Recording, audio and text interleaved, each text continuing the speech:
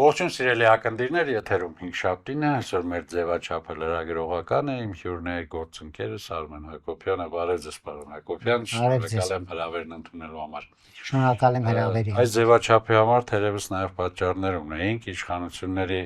իշխանությունները, այսպես բռնությունների եւ ազատությունների ճնշման նոր մի այսպիսի տրաշ են բացել իրենց համար, իրենց բոլոր անհաջողությունները, իրենց բոլոր պարտությունները, ձախողումները նորից անցել են ներքաղաքական դաշտի եւ այ ժողովրդի հենց մեր երկրի բնակչության վրա ուրեմն սաղացնելու, ծախելու, չգիտեմ ինչ անելու, իսկ դրա արդյունքում նոր բռնություններ են, նոր ձերբակալություններ, մենք ոչ վաղ անցյալի բաներ եմ ասում հիմա, ականատես եղանք դպրոցական երեխաների ձերբակալության, ականատես եղանք ծծկեր երեխայի մոր ուրեմն ձերբակալության, այսօր նոր հալածանքներ են, մենք քաղաքական հակառակորդներին ուրեմն տասնյակներով են բերման ենթարկում, եւ այս ամենը իհարկե նաեւ պետք է դիտարկել մոսկովյան վերջին ուրեմն այսպես ասեմ հաջողված այցի ուրեմն որպես հետևանք։ Ռեպրեսիաները, որոնք ձեռնարկել է կամ նոր թափով, նոր ալիքով սկսել է կամ վերսկսել է հակաժողովրդավարական ԿՊ իշխանության պարագլուխ Նիկոլ Փաշինյանը միանգամայն սպասելի էին։ Հասկանալի էր, որ հոգևորականությունից հետո կամ այլ քաղաքական ակտորների հետապնդելուց հետո բանը հասնելու էր ուժեղ Հայաստանին, չնայած նոր չի ասել։ Անցյալ տարվա ամառվանից իդեմս Սամվել Կարապետյանի այդ ռեպրեսիաները կիրառվում են, ասինքն մարդը ընդամենը մեկ նորմալ նախադասության համար մեր ձևով կպաշտպանենք մեր եկեղեցին, այդ արտահայտության համար այդ պատրվակով կալանավորվեց, բանտարկության մեջ անցկացրեց, գործն էլ վստահ եմ ակնհայտորեն շինծու գործ է, այնտեղ ինչ որ փողեր, մողեր, անհեթեթ է։ Դա այն մակարդակը չի, էլի, որ այդպիսի բաներ լինի եւ ամենևին համոզիչ չի, որովհետեւ պատճառներ կան այդպես կարծելու։ Ակնհայտ է, որ սա զուտ քաղաքական հետապնդում է։ Եվ այն, որ առաջիկա ընտրությունների շեմին սպասվում էր ռեպրեսիաների հուժկու ալիք հենց այդ ուժին դեմ, Սամվել Կարապետյանի գլխավորած, սա նույնպես օրինաչափ է եւ կանխատեսելի էր, որովհետեւ հարցումները բոլորը ցույց էին տալիս, որ հիմնական նախապատվությունը շատ ռեսպոնդենտներ տալիս են Սամվել Կարապետյանին։ Հիմա Փաշինյանը հաշվարկել է թերևս, որ ինքը ունի մեկ տարբերակ իշխանությունից կարճած մնալու եւ Հայաստանը, այսպես ասած, հյութակամ անելու այդ process-ը շարունակելու համար, Հայաստանը թրքացնելու իր այդ ծրագիրը իրականացնելու համար եւ տարբերակը ուժեղ Հայաստանին ընտրապայքարի թույլ չտալն է։ Դեմոկրատ եվրոխորհրդատուների, Եվրամիության սուպեր դեմոկրատ ինչ ասեմ, նեոֆաշիստների հորդորներով կամ խորհուրդներով կամ փողերով, որտեղ մոլդովական տարբերակով այնտեղ էլ այդպես արեցին։ Հիմա այս կարող է սրած բիզը այլ այսպես կապրիզներ դրսևորել, ինչպես հուշում է հայկական ժողովրդական իմաստնությունը կամ հասարակվածքը, այս ռեպրեսիաները հիմնականում իմ կարծիքով ուղղված են դրան կամ հող են նախապատրաստում ուժեղ Հայաստանին ընտրությունների մասնակցություն թույլ չտալու համար։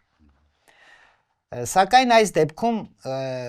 սա քաղաքական կոմպոնենտ է, հա, այդ ռեպրեսիաների, բարոյական եւ այլ հարթակներին կամ շերտերին նույնպես արագ կանցնեմ։ Բայց կարծում եմ, որ Փաշինյանը որքան էլ մտածում է, թե ինքը ձիով քայլ արեց, սակայն վստահ եմ, որ ընդդիմությունը իր քաղաքական զինանոցում ունի նաև կունենա իր կոնտր քայլը։ Ցանկացած քայլ ունի իր հակաքայլը։ Այսինքն ես պատկերացնում եմ մի իրավիճակ, երբ բոլորը ընդհանրապես բոյկոտեն ընտրությունները, թող Փաշինյանը ԿՊ-ով ու իր սատելիտներով միայնակ հպարտության մեջ այդ հակաժողովրդական ֆաշիստական ընտրություններ անցկացնի։ Չակերտավոր ընտրություն, դե բարձր որ դա ընտրություն չի։ Եվրոպան կողողջունի։ Եվրոպան ուզում է ողջունի, ուզում է չողջունի։ Մեր ճակատագիրը մենք ենք որոշում, Եվրոպան չի որոշում։ Եվրոպան ով է։ Եվրոպան այն Եվրոպան է, որը գնացել Իվանիշվիլուն համոզում էր, թե արի դու Ռուսաստանին պատերազմ հայտարարի։ Ճիշտ է, ձեզ 4 օրում ռուսները ջարդուխուրդ կանեն կամ 5 օրում։ Հա, բայց դու ոչինչ, դուք հետո պարտիզանական կռիվներ կտանեք, այսինքն Եվրոպան միշտ էլ փորձում է ուրիշի ձեռքերով կրակի շագանակներ անել։ Հիմա այս չմեջբերեմ մեր հայտնի բանաստեղծ բժիշկ եւ ցեղասպանության զոհ գնացած Ռուբեն Սևակի խոսքերը Եվրոպայի բարոյական նկարագրի մասին։ Հա, որ մարմնավաճառ կնոջ հետ դե ձեզ հասկանալ է ակնդիրներին ինչպես ասում եք, ուզում եմ էլ ավելի հասկանալ լինի։ Եվ մենք տեսնում ենք, չէ, Եվրոպան ինչ է անում։ Մինչև վերջի ուկրաինացին կռվում է Ռուսաստանի դեմ, հետո այսինքն սա է Եվրոպայի էությունը։ Իրենց ինչ։ Այստեղ մենք պիտի մտածենք։ Ես ուզում եմ ասեմ ինքը այո, Փաշինյանը կարող է փորձել մրցապայքարից, ընտրապայքարից դուրս թողնել ուժեղ Հայաստանին, բայց դա կարծում եմ շատ ավելի ծանր հետևանքներ կունենա հենց իշխանության համար, հանրագումարում, ոչ ընտրությունների բան, հանրագումարում, որովհետև կուտակված դժգոհությունը, զզվանքը, հոգնածությունը այս աղետաբեր գլխակեր ռեժիմից ոչ միտեղ չի ցնդելու։ Այդ բանը դժգոհության էներգիան, բողոքի էներգիան դուրս է տալու։ Լավ կլինի, որ դա դուրս տա ընտրությունների միջոցով, դա ամենակաղաքակիրթ տարբերակն է։ Ես հուսով եմ, որ այնուամենայնիվ վերջի պահին խելքները կբավարարի, որ նման ծայրահեղ արկածախնդիր քայլ չանեն, ինչպիսին է ընդդիմադիր հիմնական ուժերից մեկին մասնակցությունը արգելելը։ Դե այնպես չի, որ շատ ներողություն, այնպես էլ չի, որ ընդդիմադիր ուժերից մեկն է, այսպես ասեմ, թիրախում։ Ոչ, մյուս բոլորն էլ բանի տակ։ Բոլոր կարող ընդդիմադիր ուժերն էլ այսօր միարժեքորեն եւ դա Փաշինյանի խոսույթից պարզ զգացում է ինքը եւ Ռոբերտ Քոչարյանին եւ Հայաստան Դաշինքի դեմեդե դա մշտական է, հա, դա Հայաստան Դաշինքում մի պատգամ 2-3 պատգամավորուհի կան, պատգամավոր Քրիստինե Վարդանյանը եւ Աննան Գրիգորյանը, որ նրանց նույնիսկ խոսել պետք չի արդեն,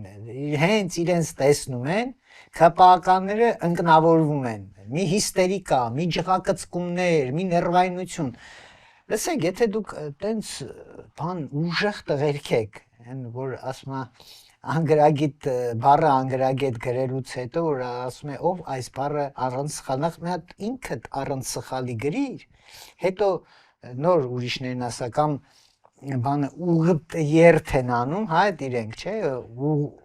խեյով չէ, էլի ղեյով ուղտերտ էլի, են սապատավոր կենթանու երթ են անում, հետո խոսում են գրագիտությունից, ովքեր, թերուսները, որևէ սեմինարի մասնակցությունը որպես կրթական ինչ-որ ձեռքբերում ներկայացնողները, ով էլի, ով, ինչ արժանիք ունեն իրենք, մարդկային առումով, չգիտեմ, բարոյական առումով, հիմա հենց դրան եմ գալիս։ Եկեղեցու միջադեպը, Սուրբ Աննա եկեղեցու միջադեպը ծաղկազարդի ժամանակ կատարված։ Մամուլը ճիշտ ասած նախնական ռեակցիան մի քիչ ճիշտ չձևակերպեց, որ նույնիսկ նշում են թե իբր երիտասարդը փորձել է ճուճլի պես հարվածել, եսի ինչեր, բայց իրականում մենք տեսնում ենք պաշտպանական ռեակցիա, տիկնապահն է հարվածել այդ մարդու ծնոտին, նոկաուտ արել, կադրերում երևում է, որ ընկածտեղից բարձրանում է եւ այլ, ոչ մեկը տիկնապահի հետ կապված ոչ քննել են, ոչ հարցաքննել են, ոչ մի բան։ Փաշինյան կամ այն բանը վթարը որ եղավ, ասում է դե կապ չուներ, ոնց կապ չուներ, իր այցը ապահովելու համար էին, չէ, այդ մի ավտոբուս Ոստիկաններին տանում։ Ես չեմ ուզում դրանց ոստիկանները բանեմ, անվանեմ, Փաշինյանի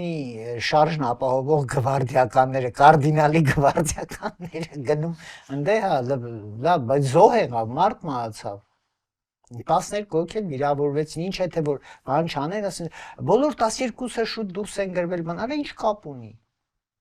Սոնա Մնացականյանն էլ է դուրս գրվել։ Տվեցիք, սպանեցիք ավտոշարասունով, վրա երթարեցիք այդ ապագա մորը իր չծնված պտղի զավակ երեխայի հետ։ Ու ոչ մեկը դրա համար պատասխան չտվեց, այսինքն չունեն այս մարդիկ ոչ բարոյական, ոչ մարդկային, որևէ, ինչ ասեմ, կարմիր գիծ, որևէ տաբու, որևէ սահման չկա, որ իրենք անցած չլինեն։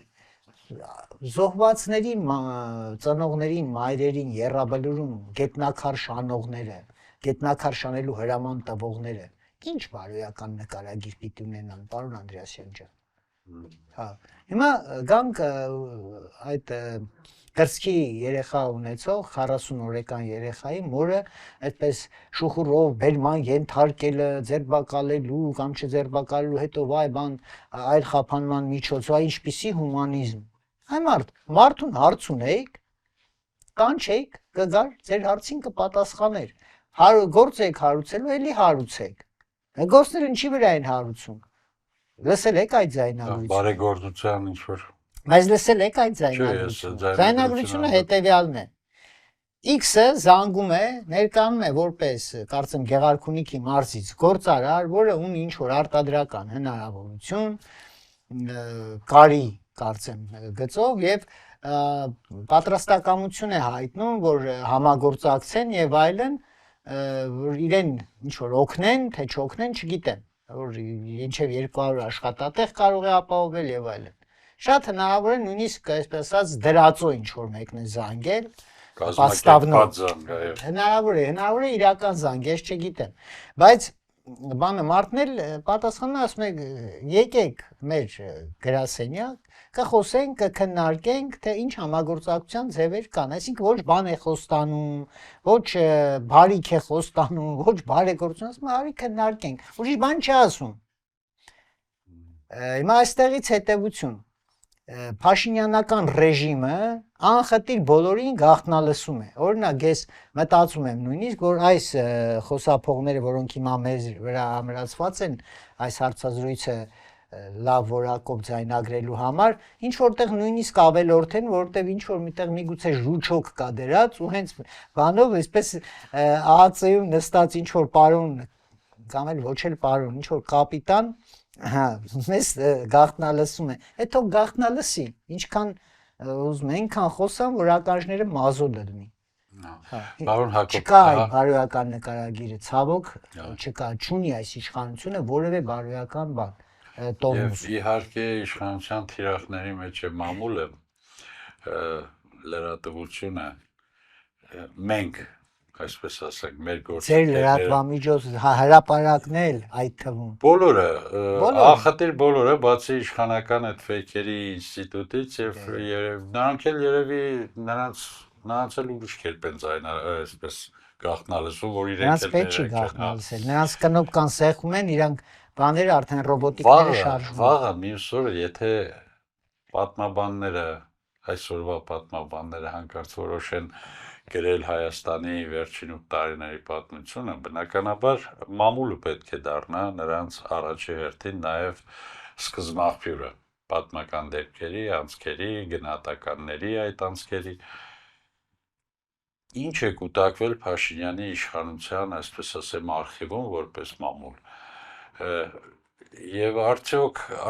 մի իշխանություն, որ 8 տարում իր մասին 8 նորմալ նոհոտված չունի տպագրված մամուլում,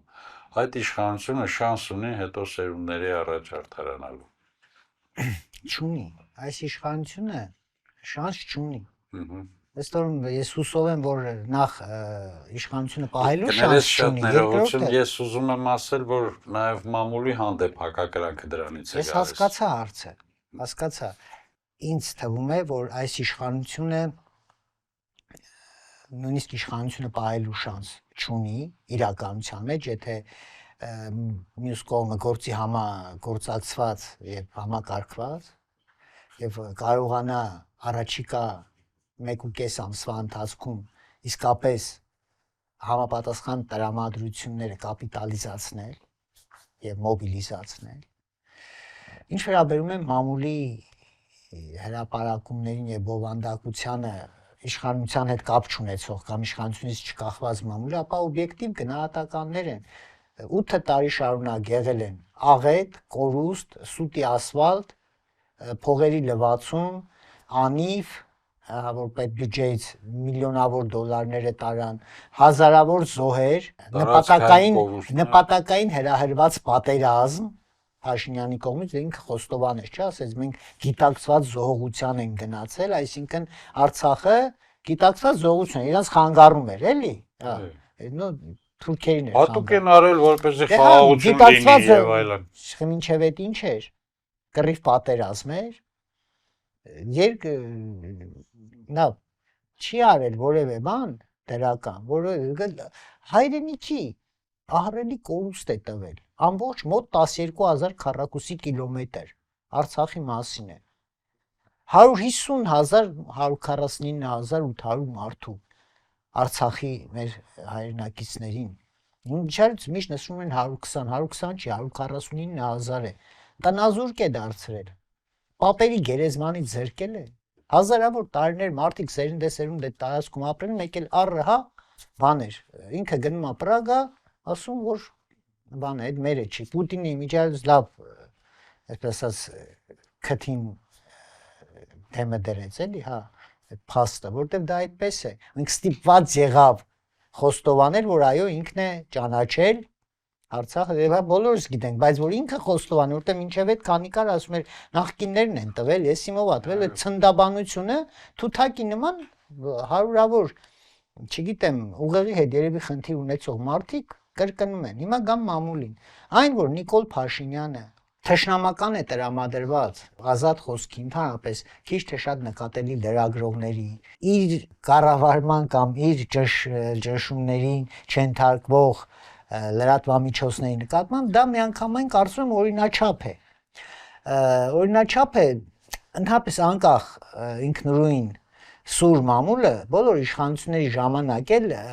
խնդիրներ ունեցել է այնպես չի որ չի ունեցել դա քաղաքականապես է օրինաչափ իրողությունների պարագայում հասկանալ է եթե դու այդ դիրքի վրա ես դու հոգեբանորեն նաև պիտի պատրաստնես բայց այս դեպքում ավելի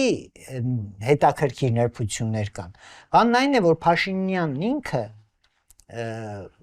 ակնդիրներն էլ դա կարծում եմ հրաշալի հիշում են եւ գիտեն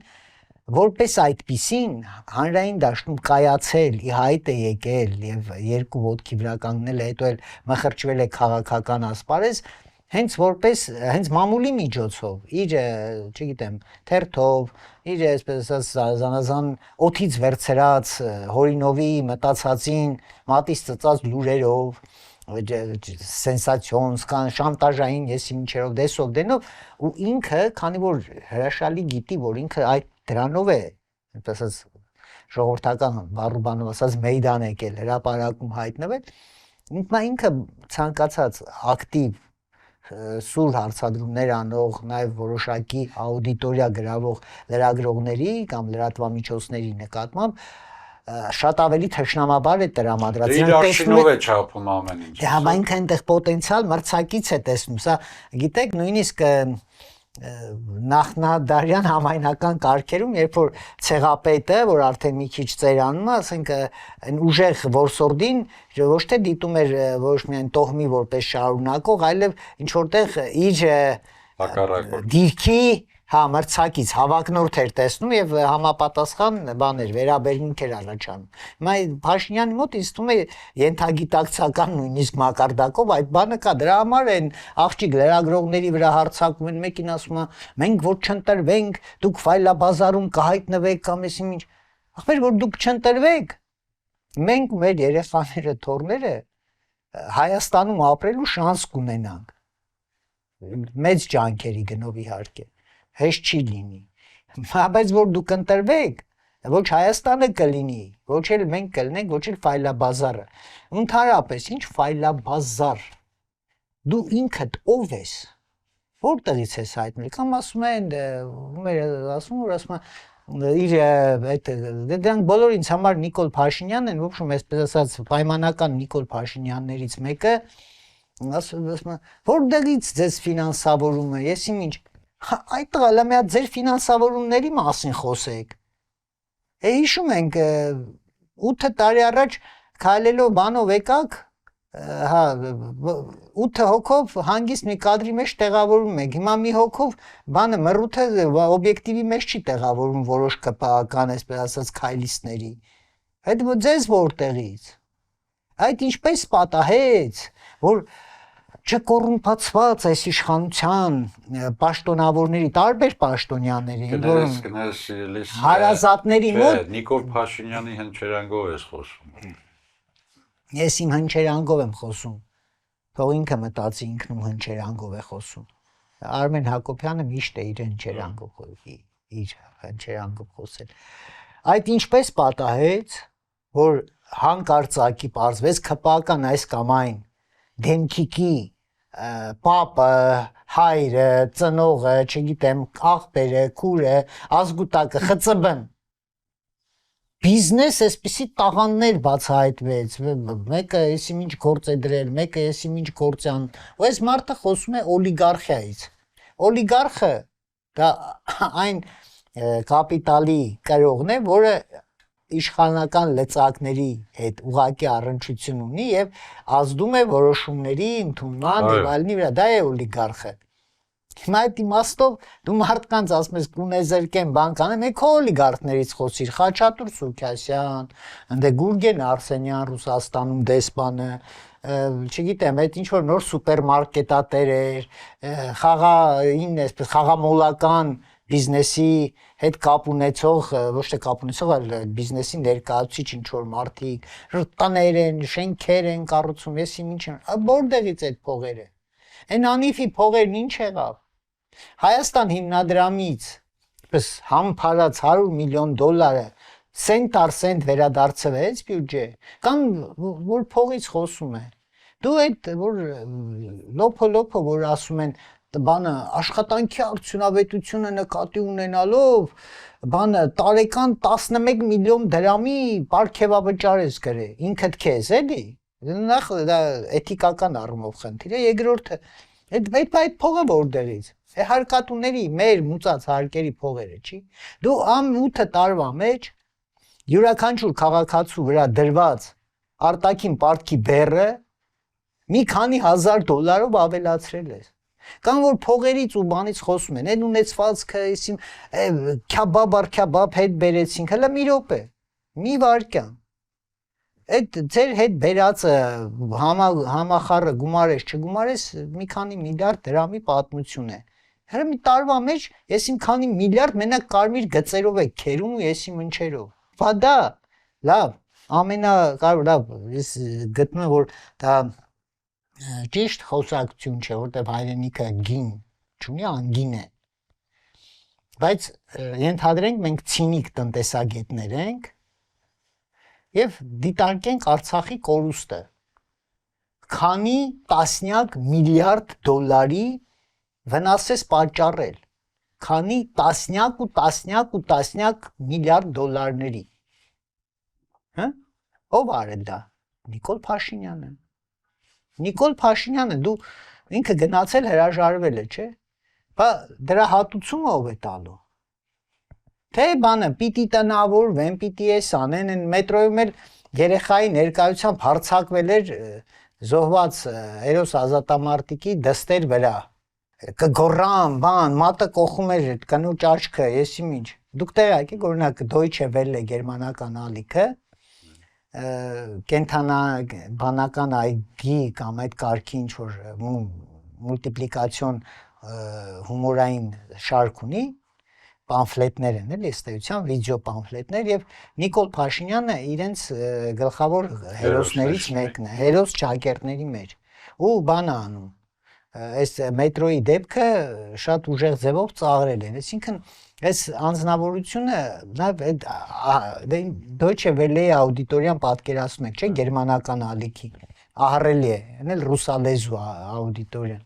Ոնց խաղք ու խայտարակ են դարձել ամբողջ աշխարհում։ Խաղք ու խայտարակ դրսից նայում են այնակ մարդիկ ասում են լավ դուք ո՞նց եք դրան ընտրել։ Նու ես չեմ ընտրել, դուք էլ չեք ընտրել, բայց ընտրողներ եղել են։ Հիմա խնդիրն այն է, որ հուսով եմ, որ այս անգամ կլինեն այնքան քիչ ընտրողներ, որ սա չի վերարտադրվի, որովհետև պետք է ազատվել։ Պետք է ազատվել, մի հատ շունչ քաշել, արտաշնչել, հասկանալ, թե այս ավերակներից ոնց ենք դուրս գալու։ Թե անվտանգային, թե բան, թե բան։ Իսկ հասկանալ է։ Հիմա մեր դերակատարությունն այդ գործում մամուլը պարզ է, որ պիտի ակնթեթ հետևի նաև ընտրական գործընթացներին։ Հիմա մեր գործընկերները թե իրենց ելույթներով, թե իրենց հոդվածներով, թե իրենց սոցիալական կայքերում գրառումներով բնականաբար ուղերձներ են հղում նաև ընդդիմությանը, լինելով այս երկրի ակտիվ քաղաքացիներ, ուղերձներ են հղում նաև ընդդիմությանը։ Հիմա փորձառուներից մեկն է իմ առջև նստած եւ ես այդ փորձառու լրագրողից ուզում եմ իմանալ ինչ ունենք ասելու ընդդիմությանը։ Միասնության կոչերը հասկացանք, մյուս բաները, բայց ընդդիմությունը որ պահին կարողանա կոտրել այս իշխանության ուրեմն այդ հպարտության ասեմ, թե ինչ է հպարտությունը լավ, որ ի վերջո իշխանությունը հասկանա, որ ինքը տանուլ է տվել։ Ինչ շատ հարգելի երեք գործընկեր։ Արդյունքների մասին դեռ չեմ խոսում, վաղ է, բայց իրավիճակից, որ իրենք հասկանան, պարտվել են։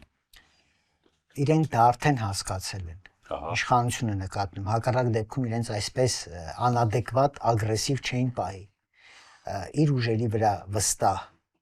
գործիչը կամ քաղաքական ուժը երբեք իրեն այդպես անհավասարակշիռ հիստերիկ ջղացիկ չէր պահի։ Ես հասկանում ինքը առհասարակ ջղակցկվելու բան այդ նման ցուցադրական էֆեկտների դրսևորումներ ունի ինքը Փաշինյանը, բայց ամեն դեպքում իր այս բոլոր դրսևորումները դա հենց վախերից են գալիս եւ ռեալ իրավիճակին տրամադրություններին ծանոթ լինելուց պատկերացրեք նույնիսկ նախկին բոլոր ղեկավարների դեպքում ես չեմ պատկերացնում իրավիճակ, որ ասենք Տեր Պետրոսյանին կամ Քոչարյանին կամ Սերժ Սարգսյանին թեկուզ չընդունող մեկը դուռը նրա քթի առաջ փակեր, բան աներ, հասկանում ամեն դեպքում որոշակի բան կար, այսինքն բանը դրան չէ, իսկ խանութից դուրս արեց այն մարդը, մյուսը մերժեց։ Երիտասարդ ասեց ինձ տենց չնայես։ Դե այդ էլ իր հերթին է, ուզում ասեմ, իրեն հոգնել են իրանից, մերժում են, որում շատերը մարդիկ, որոնք 18 թվականին, ոմանք նույնիսկ 21 թվականին իրեն քվեարկել են, դասայական, այսինքն տրամադրություն է փոխվել։ Հիմա ընդդիմությանը ինչ ունեմ ասելու, ես մի քանի օր առաջ Facebook-յան իմ պատին արտահայտվել է այդ թեմայով, պատճառը իմ արտահայտվելու մի քիչ բորբոքված է արտահայտվել, այն էր, որ նկատել էի ընդդիմադիր տարբեր շրջանակների կողմից մեկը մյուսի հասցեին, տարբեր արտահայտություններ բան։ Դա ամենավատ բանն է, որը կարող են անել ընդդիմադիր կապ չունի, որ կողմի ներկայացուցիչները։ Իմ ասելիքը հետևյալն է։ Ես որպես անհատ, որպես քաղաքացի, որպես հայ, ընդդիմությունից ունեմ միայն մեկ պահանջ ակնկալիք՝ հեռացնել ԿՊ-ին իշխանությունից, Նիկոլ Փաշինյանով հանդերձ իհարկե։ Հիմա իրենք եւ հանրության մեծ մասի ակնկալիքն էլ վստահ եմ դա է, որտեղ ում հետ խոսում ես, ասում մենակ սա չլինի, բայց դե ում բան անենք։ Հիմա թե ում բան անենք, ընտրեք, ամեն մեկը ինքը թող որոշի, վերջին հաշվով լայն ընտրություն կա։ Հիմա էս են մեր քաղաքական ուժերը, 1, 2, 3, այս գործիչը, գործիչ A, գործիչ B, գործիչ Դա մի խոսքով ես չեմ կարծում, որ պիտի մարդկանց ասեմ իմինն է ում գնան հենց ընտրեն, չէ, դա մեկը հասուն մարդիկ են մեզանից ոչ պակաս խելացի, թող իրենք որոշեն, բայց սրան չընտրել։ Հիմա ընդդիմությունը Ընդդիմությունը նման իրավիճակում պիտի գործի համախմբված եւ համակարգված։ Ես չեմ ասում բոլորը մեկ թիմ դառնան, չէ, դա մեր դեպքում չի լինի, բայց հասկանան, որ իրենք այս 1.5-2 ամսվա ընթացքում իրենց բոլոր տարաձայնությունները պիտի դնեն մի կողմ եւ կենտրոնանան գլխավոր հարցի վրա։ Վերջին հաշվով անկեղծ լինենք, էլի։ Այդ ընդդիմադիր առաջնորդները, գործիչները ինչ որ ունեն, չգիտեմ, դա կլինի նյութական ունեցված, կլինի քաղաքական կապիտալ, կլինի քաղաքական հասարակական դիրք, ունեն ժողովրդի շնորհիվ։ Որտեւ եթե չկա ժողովուրդ, այդ ամեն ինչ անիմաստ է դառնում։ Հիմա այդ ժողովրդի շնորհիվ որ ունեն, այսինքն նաև պարտք ունեն այս մեր ժողովրդին։ Եղբայրներ եւ քույրեր, եկեք ձեր պարտքը հատուցեք, ժողովրդին ազատեք, այդ ժողովրդին եւ երկիրը, պետությունը կործանման տանող քաղաքական փոքր խմբակից, ինչպես ասում են։ Հիմա իրենք պիտի հասկանան, որ պիտի միասնական գործեն, այսինքն իրար չխփեն, իրար մեկը մյուսի դեմ բան չանեն։ Եվ ընդհանրապես ճիշտ կլիներ քաղաքական առումով, կարծում եմ, որ հիմնական ընդդիմադիր ուժերը համատեղ հռչակագիր ստորագրեին առաջիկա ընտրությունների հետ կապված, շատ ճոռոմ-մոռոմ բաներ պետք չի, 1, 2, 3 կետ առաջին պարտավորվում են, որ ոչ մի պարագայում չեն համագործակցի Փաշինյանի եւ ԿՊ-ի հետ ընտրական ցանկացած արդյունքի դեպքում։ Կետ 2 ընտրություններից հետո եթե բան չի, չէ, մինչև ընտրություններ, որ իրար դեմ քարոզչական եւ ռուսերեն լավ արտադրության պատկավյորնի ոնց որ ստակից պայքար չեն տանի առնվազն այս 2 ամսվա ընթացքում։ Եվ երրորդը ընտրություններից հետո ըստ արդյունքների կկազմեն